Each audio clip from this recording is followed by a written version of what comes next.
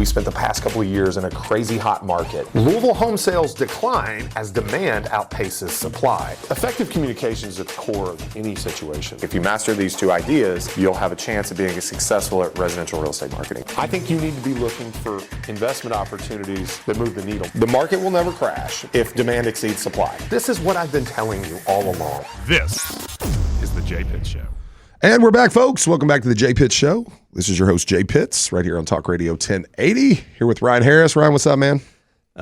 So we just we're recording 2 shows today. That's right. I think everybody knows we don't do these live, even though I think we could. We're getting pretty good at them. Oh, I would totally go live. Yeah. I mean, I used to actually, when we were doing the podcast and I was doing it by myself, we would stream that live. Mm-hmm. And like yourself talking to yourself for 30 minutes live on YouTube, like, come on. I was just telling Hannah before you got in here, I bet Jay could do a 2-hour show by himself. I don't know. You really, like, if you would put together the rundown for me, like, and then I could, because I would never make time to do it. Yeah. And so, like, 30 minutes, I would literally, like, I joke at this, even though I don't shave as much anymore because, you know, I got the facial hair, but my shaving time, you know what I'm talking about. That's a funny thing to say. I don't shave that much because I have, facial hair. but you know what I mean? Like, do you have these moments that your subconscious mind kind of wanders and you end up having a high percentage of like your good ideas during certain activities? Like, I'll give you an example. Always. Like shaving was one for me, like in the shower sometimes, or like putting away dishes, or just driving down the road, staring off through the windshield, and like your mind just kind of does its thing. It's like the rinse cycle, right? The one when you're driving is crazy because then you're 20 minutes down the road and you're like, I don't remember any of the road I just drove on. Exactly. So like what I would do is I would have the show ideas, and it would always freak Marcy out because like she's like, "What you talking about on the podcast this week?" I'm like, "I don't know," and like it would hit me like the morning of what we were talking about, and the idea would just cement itself, and then I just walk in there, and she's like, "You got notes?" And I'm like, "Nope," and I would just go for 30 minutes. It was kind of like we did the little rant on the tweet or whatever. I would see something like that, and that would get the juices flowing. And anyway. There we are. My notes app is wild because whenever we've talked about this too, but whenever I have ideas, I've really learned I have to write it down somehow, somewhere, even if it's not even what I'm actually thinking, something to remind me or bring me back to that thought I had. Yeah. And I mean, it works pretty well. There's times, dude, I'm on my laptop and I know I have to do something. I'm on my phone doing something and I forget, and I open up my apps and go through them because I go to like what was when I thought thinking? Of that. Yeah. Even if it's not even what I was thinking of, but I go back to what I was looking at when I thought of something. Well, the funny part, I was talking about that rant idea. Well, I sent it to you because I knew I wouldn't remember it, and when I showed up to record the show and it said Jay rant, I went, "Oh no, what am I ranting about?" Yeah. And then I thought, "Oh yeah, the tweet," and I went to my app and I found the tweet, and it was a whole thing. I've gotten to where now I gave my son, we hooked up his iPad to where I can text him. Cause like I text him basketball drills that we're going to run in practice, because like, if I don't, like I started saving the TikToks or the YouTubes or whatever. And like, I just never go back to it. So now I know I just pull up my conversation with my son, and he gets the benefit of watching them too. And it's actually a good thing for him to be doing, on a device. And it's the line of communication between us, which I think is cool. We text each other, and that's kind of fun. But yeah, like if I don't capture it somewhere, like I finally canceled my Evernote Premium because I wasn't using it, but I originally signed up with this like unlimited storage because I would just like literally snap photos and write like 3 words as a note in Evernote and then catalog it. And like I had this whole tagging system and stuff, but then I just got away from it. There's a lot of startups trying to solve that thing, but I think it's just one of those Evernote things Premium was really cool. Yeah. Back when I was doing a lot of investor representation, I would literally walk through an investment property, like showing preview, and I would snap pictures of every single thing that needed to be fixed and write a note. And then at the end, you could generate a link that you send it to them, and it's hosted online where it's a private link just to them. Like I can take a video tour with that, and they would like freak out loving that stuff. Yeah. So you and your son, you said he texts on the iPad. So are you both at the house when you're texting a lot of each times, other? yeah. A lot of times. Well, it Dad, depends. give me a Gatorade. No, he doesn't. He doesn't do that. But it's like, no, it's kind of cool. I mean, it's like, hey, bud, hope you have a good day today. Yeah. You know, just because I know when he gets a break, he's going to check it.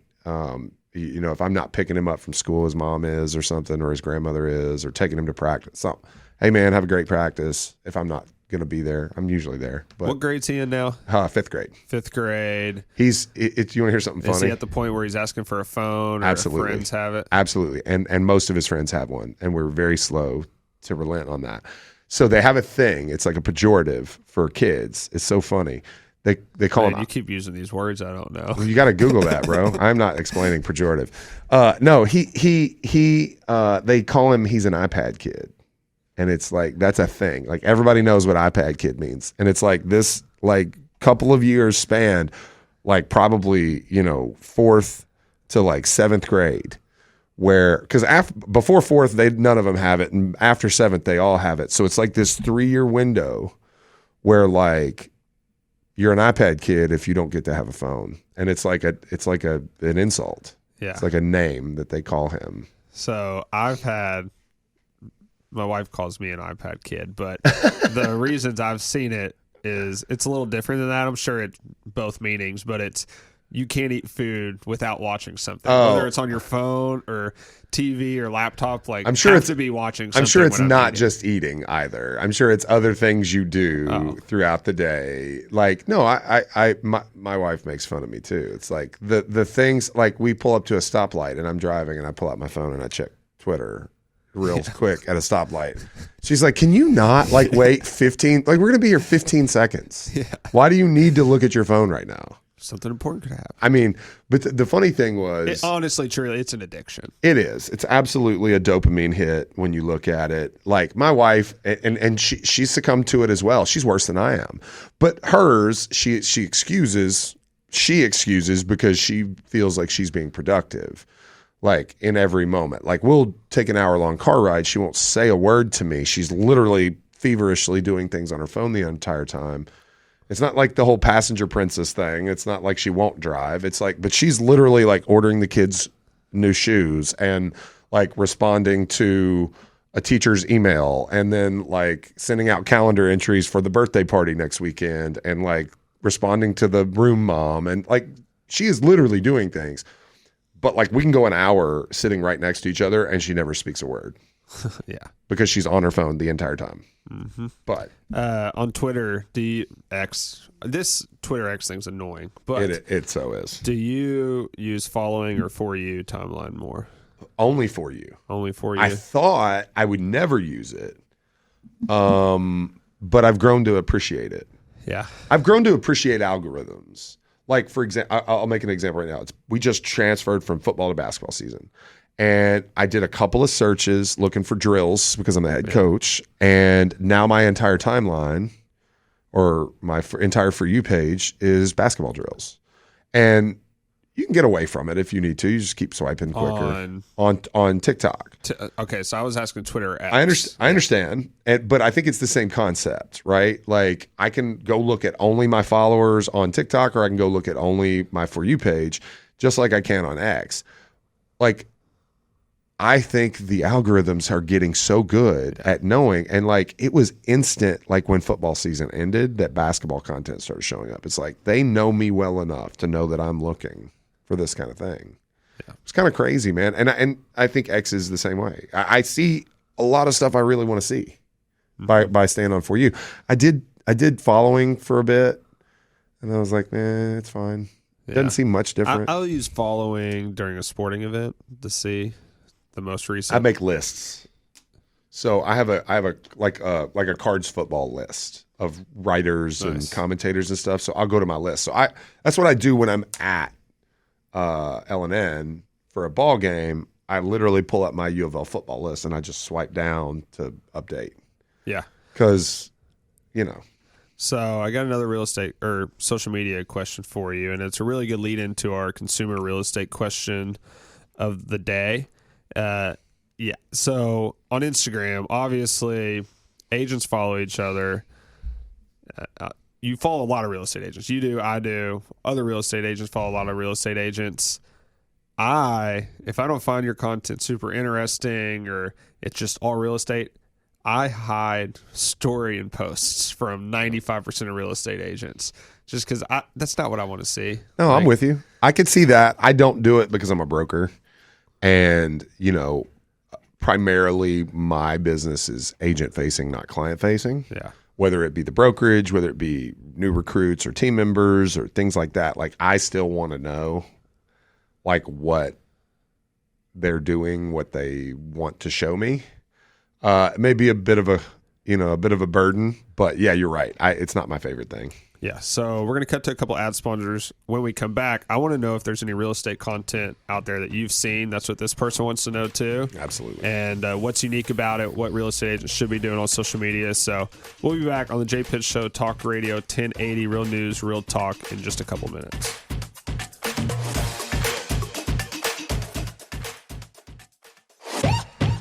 Welcome back to the Jay Pitts Show, Talk Radio 1080, Real News, Real Talk. I'm your co-host, Ryan Harris, with a soft jazz voice, as Jay Pitts described it. Sultry. I'm going to call soft jazz because I still don't know what sultry means. That, My mom was an English major, and she gets so mad at me all the time. My lowest ACT category was English. And she's like, I should have done such a better job with you. Suggesting or expressing passionate. I'm not going there. We're gonna leave it there. Sorry. You get the point. You get the point, Ryan. Kind of. Like, I have to try to sound that way. I think it's Ryan's just nature. He's just, well, we've talked about it. I'd say I don't know if monotone is the correct way to describe my voice, but I don't get too excited, or I don't know. Pretty even. Yeah. Pretty even. That's good. Yeah. It's good. Makes you a good golfer. I need to work on how I express my feelings are with curse words a lot of times. Yes, we can't do that. Gonna have to clean that up. We can't do that. He does it on the golf course. I will say, Ryan has tried really hard to frustrate me on the golf course at times, and it has not worked. Oh, it has not worked. He tried to get me to back off a putt one time. He did. He got me to back off of it, and then I drained it after the second approach. So, it is what it is. All right. Content. Yes. What real estate agents or just people out there are producing some really good real estate content that other agents should follow or try to copy or take inspiration from? Yeah. So there's a number of real estate influencer type accounts out there. I'm probably going to name the biggest one. And it's just because I know this person personally, and she has had a ton of success. That's Glenda Baker out of Atlanta. Glenda's phenomenal. Okay. You are drawn to Glenda because of her big and bold personality, right? Her content does well because of it, but you stay because of the substance. She has a ton of substance. She's an unbelievable storyteller, number one. And that's intriguing. It draws you in.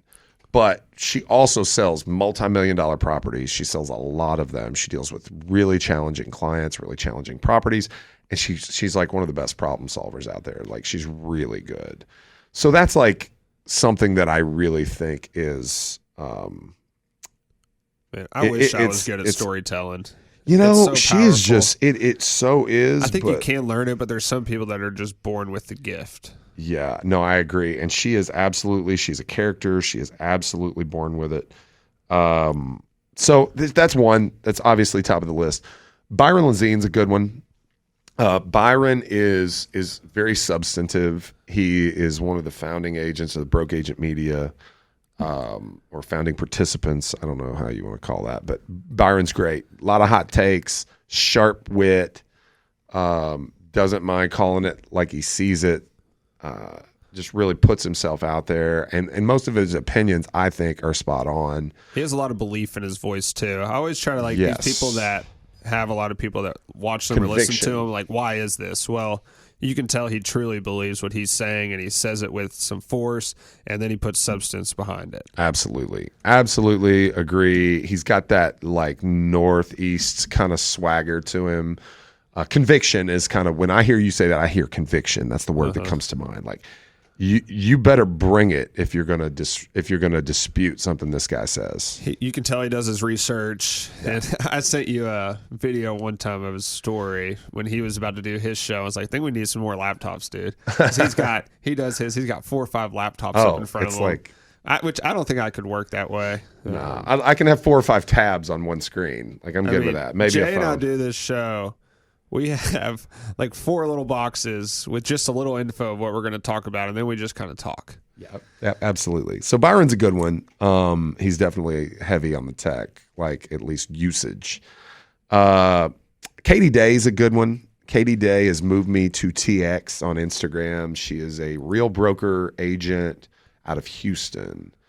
You know, what I like about Katie is, again, substance. But like she puts her personality in it. She does a like sneaker of the day. Like she's a kind of a shoe person. You know, shown her closet before. She's got like 100 pairs of Jordans. You know what I mean? Like that's her thing. She's into it. She shows like maybe a little bit of her fitness journey, but she also she's like a CrossFitter type. And you know, but it's not too much of anything. You know, it's a lot of real estate substance. It looks crisp and clean. She does more scripted content where you can tell she spends a lot of time thinking about what she wants to say, but it doesn't feel like she's reading. You know, so it's just genuine. There's a lot of effort there. Very, very big commitment. So I like that. You know, as far as like video content, one of the best for me is Steve Harney, and it's his personal follow, like his account, not his business account, right? So he is the founder of Keeping Current Matters, which is an agent-focused media company that tends to be on the brighter side of things, right? They're not fear-mongering, which you can obviously say that's opportunistic for him. There's 1.5 million members of National Association of Realtors nationwide that want to hear good things about real estate. There's a lot of builders that want to hear. There's a lot of investors that want to hear. There's a lot of people out there that want to hear good news, and most of what we get in mainstream media is very negative. Yep. So he is pushing back, and like he has been very good of late in dispelling narrative on market crash, things like that. Great follow. I get a lot of good ideas from Steve's stuff. I share it a lot. Yeah, we just had a little Twitter back and forth with him, you and I. Yeah.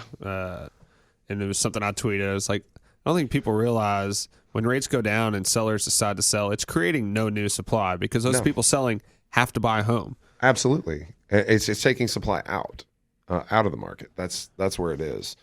The chain usually starts with a first-time buyer that produces no inventory. Right. So there's always one more buy-side transaction than there is list-side transactions. So we're actually, unless we're building, we're losing inventory. Yep. So Steve's great. Those are 4 that really come to mind.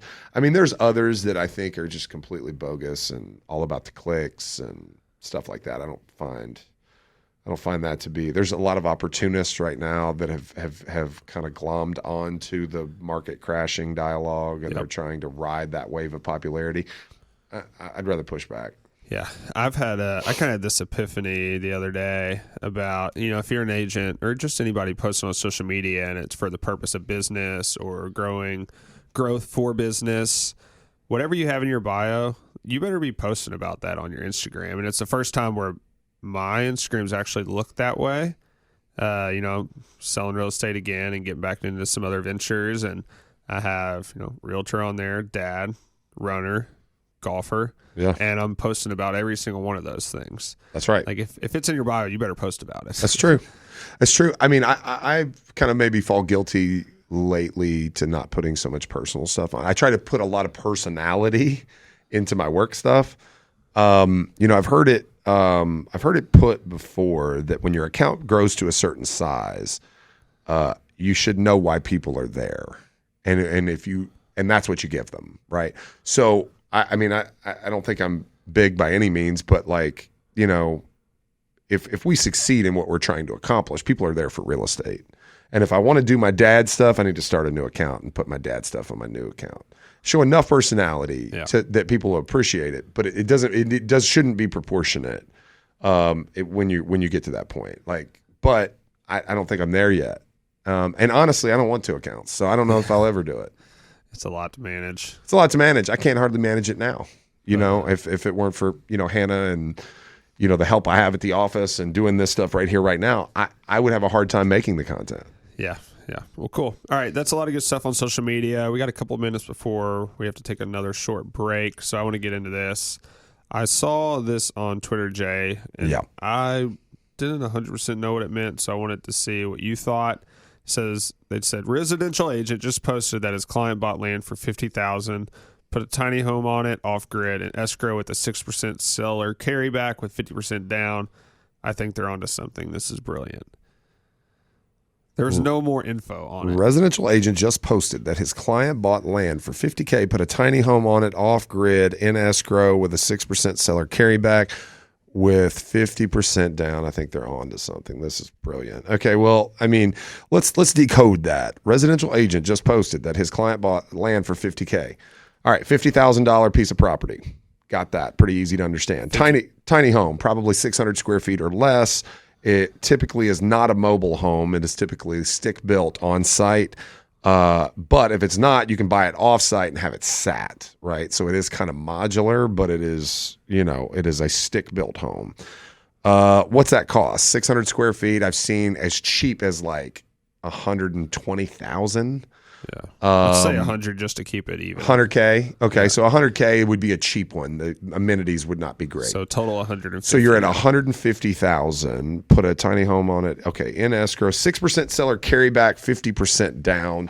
I presume the 6% refers to the interest rate on the land that is purchased from the seller. They wouldn't be purchasing the tiny home if they're putting the tiny home on.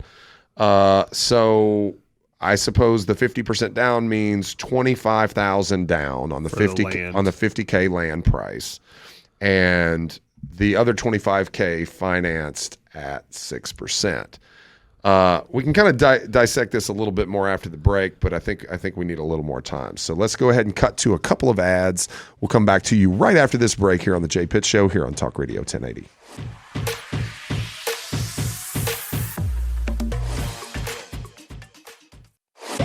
Welcome back, folks, to the Jay Pitt Show here on Talk Radio 1080. All right, let's get back into this. So we've got a residential agent posting about a client buying $50,000 worth of land, putting a tiny home on it, which we will assume will be around $100,000. The seller is financing $25,000 of the $50,000 land purchase at 6% interest. He says it's off grid. I don't think that means like it doesn't have electric, because that wouldn't be very fun to live with. No internet. No heat, maybe.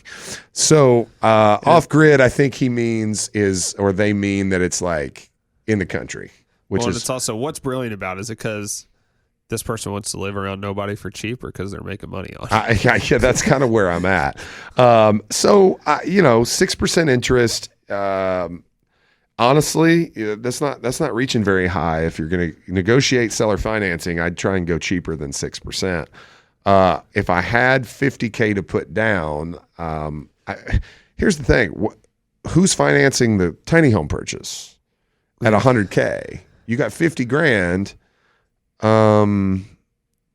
Yeah, I don't get it. That's all right. This would be a funny segment to do sometimes, like a real estate puzzle, and let Jay let me put it together. Let's see what's going on here. I mean, if you got $50,000 to put down on a $150,000 purchase, then you have a third, so it's a 66% mortgage. Now, if that financed at 6% on a seller carryback, if you want to live out in the country in a tiny home, that might be okay. Yeah. Okay. Cool. I guess we'll just assume it's brilliant because this person wants to live because off the they grid said for because they said cheap, so, and it's X, and everything on the internet is true. Written in ink. All right. There's the real estate puzzle that has a few missing pieces. We found all the corners, all the edges, but some of the pieces in the middle the dog ate. So let's move on. Let me ask you this before I read what's in the link I have on here. To you, what's the most valuable trait of an entrepreneur? Grit. Yeah.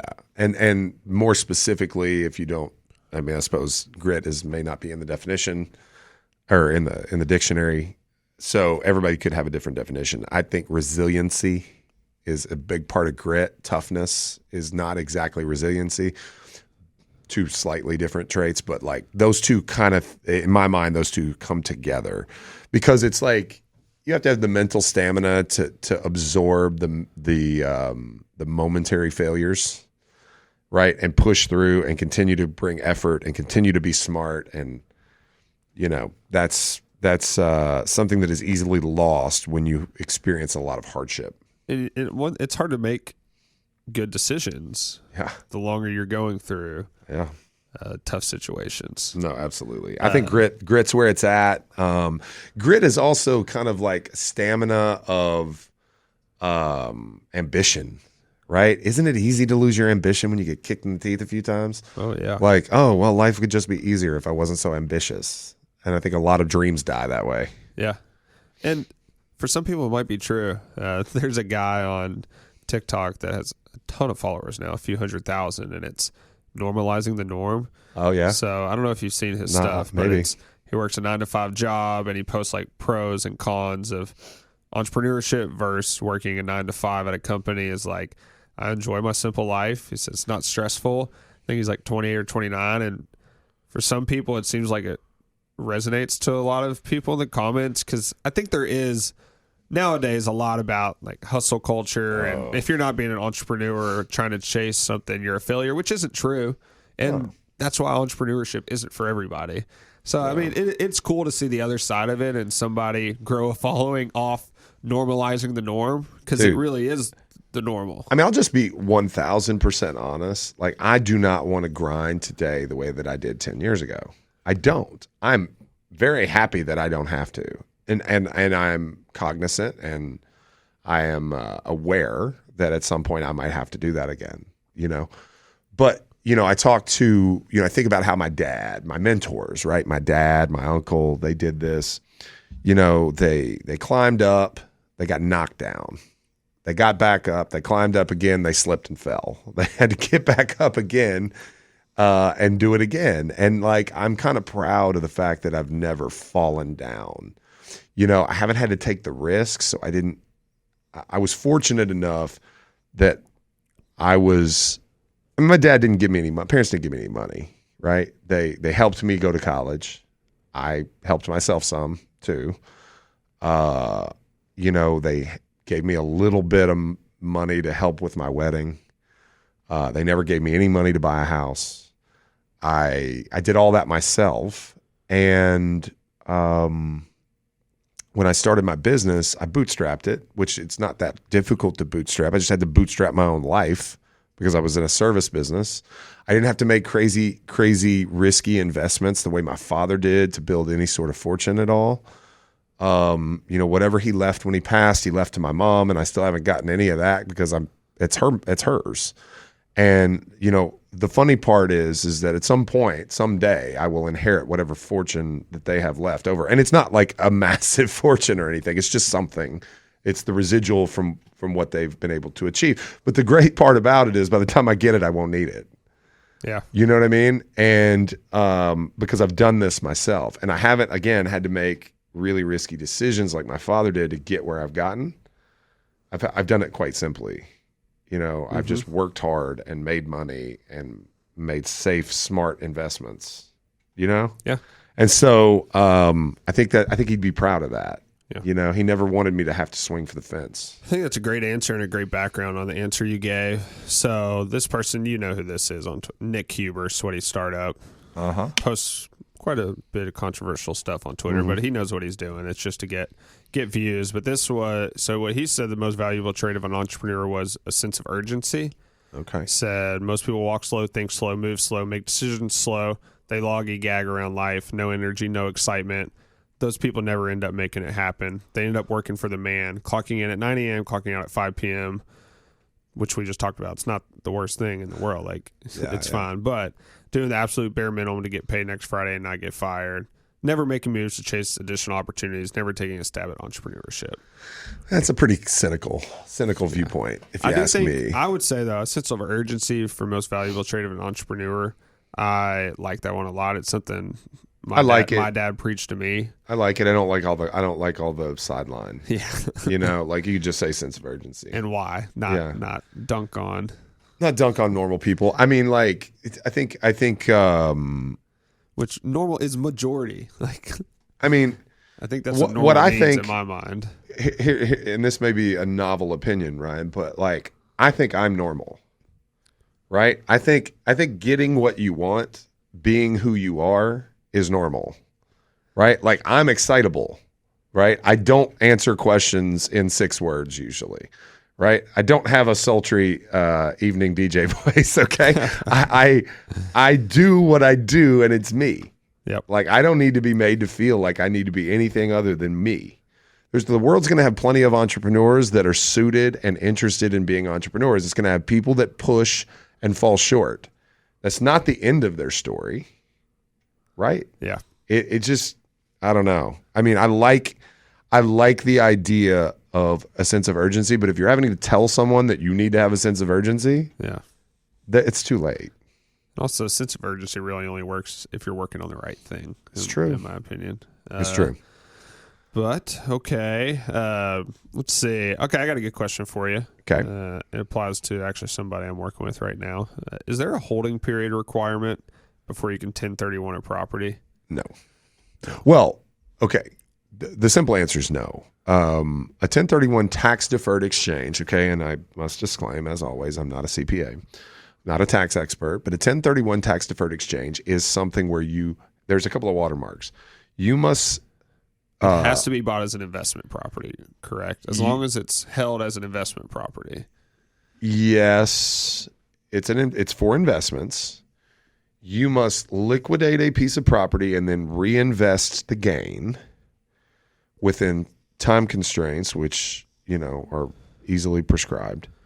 And it must be the replacement property must be, quote, of like kind.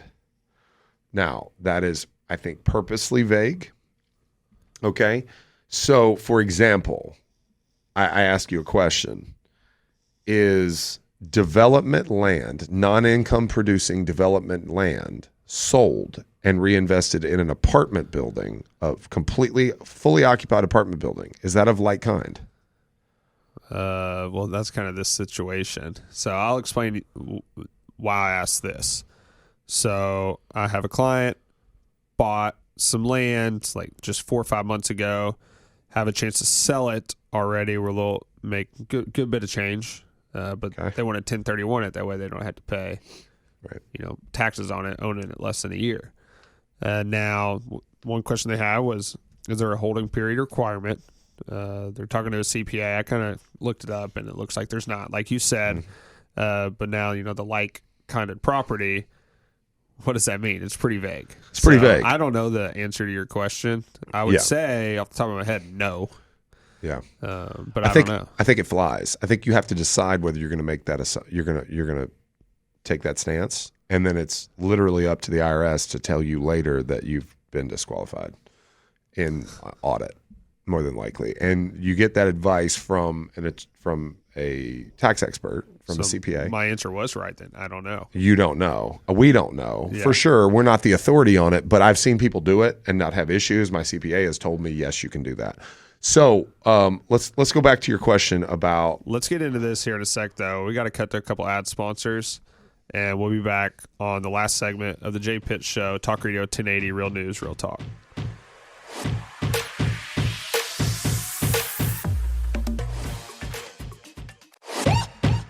All right, we're back on the Jay Pitt Show, Talk Radio 1080, Real News, Real Talk. I'm your co-host, Ryan Harris. Jay, I cut you off a little. That's okay. No, you're the keeper of the clock, man. I wasn't watching. So, keeper of the clock. You like that? Yeah. All right. A little alliteration. Okay, so I cut you off a little bit, but we gave background on this situation, where this person stands, and you were starting to give your answer. Yeah, so... my question to you is a development land unimproved sale rolled into a replacement property that is an apartment building, is that of like kind? The answer is we don't really know, but it's flown. Have you ever done that? I've not done that specific one, no. But I'm told you can do that. What if the intended purpose when you bought the land was to build a medical building or to lease? Yeah. So here's where you distill it down to. I bought that as an investment, and I'm buying this as an investment. That's of like kind. Yeah. Right. I think, the example I give is a bit of a stretch, and there are probably, greater stretches, greater chasms that you can cover there. But it's an investment. It's designed to make money. Like, I bought this to make money. I'm buying that to make money. So that's the assumption that you're taking when you take that liberty. Okay, so why the question of holding period is rooted in some kind of knowledge that is maybe being slightly misplaced and assigned here. Okay, so let me start with this. When you buy a piece of residential property, okay, or any real estate for that. Okay, so let's start with residential property. When you buy residential property to live in, and then you resell it at a gain, okay, if you've occupied that property as your primary residence for 2 of the previous 5 years, then you are exempt capital gains tax, okay, up to $250,000 as an individual or $500,000 as a married couple. Okay, so that's the first introduction that most people have into holding periods, is the capital gains exemption. When you buy a piece of investment real estate that you resell at a profit within 1 year and do not use a 1031 tax-deferred exchange, that gain is taxed at ordinary income rates. So whatever income tax rate you're paying, 42%, right, 28%, 36%, whatever the rate is, that's what you pay, because this is flipped property. Like people flip houses. You flip a property, you pay ordinary income tax because it is active income, not gain on sale. That's how the IRS looks at it. Again, I'm not a CPA. If you own the property more than a year and 1 day, more than a year and a day, 366 days, then the property becomes subject to capital gains tax, which is typically like 15%. There's some changes, do your own research, but like 15-ish%. So that's a big dip from 42% income tax to 15% capital gains. All right. So if you own it less than a year, in your client's example, and they sell it at a profit, the profit would be taxed without a 1031. It would be taxed at ordinary income. If they own it a year and a day, it's capital gains. The question becomes, how much can they really be making on this if they just bought it a few months ago? Did they improve it substantially? So here's the question. It's land. It's land. So they couldn't have improved it. They probably didn't spend any money on it, okay, to improve it. They just have somebody willing to pay way more than they wanted to pay for it.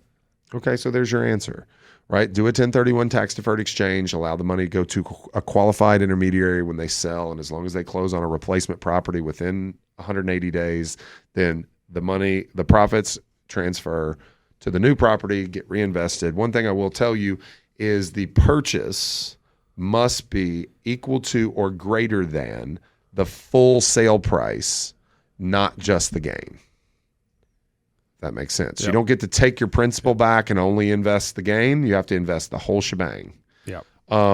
So my last 1031 did not go through. I didn't get a replacement property that was worth buying. It was a $300,000 house. It was a weird spot for me to reinvest. So if you think about using that as leverage, the bank that's going to finance it for me wanted 20% down. So that multiplied that gain, that $300,000 required investment, up to 1.5. So I could go to 1.5 with $300,000 down. Or I could just pay $300,000 cash and not do financing for a very similarly priced investment. Between that 300 and that 1.5, I couldn't find anything that felt like a great investment. Yeah. So what did I do? I paid the tax, put the money in my pocket, and Got a moved golf on. membership. I did get a golf membership, but that's not why. You guys getting me out on the golf course a little more after I got healthy. That's what got me a golf membership. But neither here nor there. How's been fun. So our brokerage is doing a Top Golf League right now. Yeah, that's right. I'm sure, there's some people listening that like golf. Yeah. But it's fun. It is a lot It's of fun. different. If you've never done the virtual course at Top Golf, It's pretty cool. it is. I enjoy it more than trying to putt on a simulator. Like an indoor simulator where you're actually putting, and it's like The chipping for the putting's good. yeah, you chip into the yellow. If you're familiar with Top Golf, the 50-yard shot, the big yellow circle, you chip into that, and depending on how close to the center you get, it tells you whether you get a birdie, a bogey, a par. Depending Quadruple on for some. quadruple. I did not have one of those. I had 2 triples the other day. But actually, I improved from a 96, which was I felt really bad, to an 89. So I improved 7 shots in my second round. I think I'll drop some strokes on the next one too. I think what I learned with that was instead of using a wedge for those short shots, I'm taking a 9-iron and just bumping it, line driving it into the yellow. It's like you don't have to be as long as you just hit it at it. Well, I had a pitching wedge, and I felt like I needed to not do that. Like So I felt you like went to more. I think I want to. I think I need to go to more. I think I'm taking like a 56 or something. Yeah. How's Lake Forest been? Are you out there now? Yeah, it's good. We've had fun. We've enjoyed it. It seems like a good club. It seems like it's well run. Nice. They just put a couple $1 million into the course. It's been fun. Been fun to play. What clubhouse just opened up that was closed for forever and now it's like is it a restaurant now? Is it? It was in a subdivision. The golf course closed. Is it the one off Westport, Westport Road, like out at the Snyder? I don't remember Maybe. the. I don't know. Great, enthralling golf talk we got going on here, huh? What was that one? What was that one course? No, hey guys. I mean, my obsession has gotten a little crazy of late. Ryan, I think you got another question for me though before we get out of here. So I found this interesting. I heard this on a podcast I listened to, and I think I like to bring these things up every now and then on the show. And I don't know, it's just fun to talk about to me. So this person made a great point, and they asked this person, so Jay, do you expect everyone to like you? No. No. So why would you try to get everyone to like you? And it's not what you do, but I think there's a lot of people out there that are self-conscious, and they want to make sure everybody likes them, even though they don't like everybody. So if you don't like everybody, why do you expect everybody to like you? This is true, and I've got maybe some interesting. I don't know, maybe not interesting. I'll just say I don't like everybody. I'm pretty well grounded in this. Like I am totally fine that people don't like me. Yeah, I am totally fine. I know what's important to me in this world. Now I'm subject to feeling some kind of way about people that I care for if they don't like me. Yeah. Obviously, but like somebody I don't know, I mean, I get some hate, I get some professional jealousy that gets passed back to me from time to time. I get some personal jealousy that gets passed back to me from time to time relating to other networks that I'm a part of. It's just, you're not going to keep everybody happy. You're not going to make everybody like you. You're not going to like everybody. It's a great big world out there. And guess what? It's going to be okay. It's going to be just fine. I don't, I had an experience with my son with sports where somebody said something bad about me and their kid heard it and they came to school and repeated it to my kid. And he came home and told me, and he said, "Why would they say that about you?" And I said, "Well, dude, I don't know." I said, "I can make some assumptions."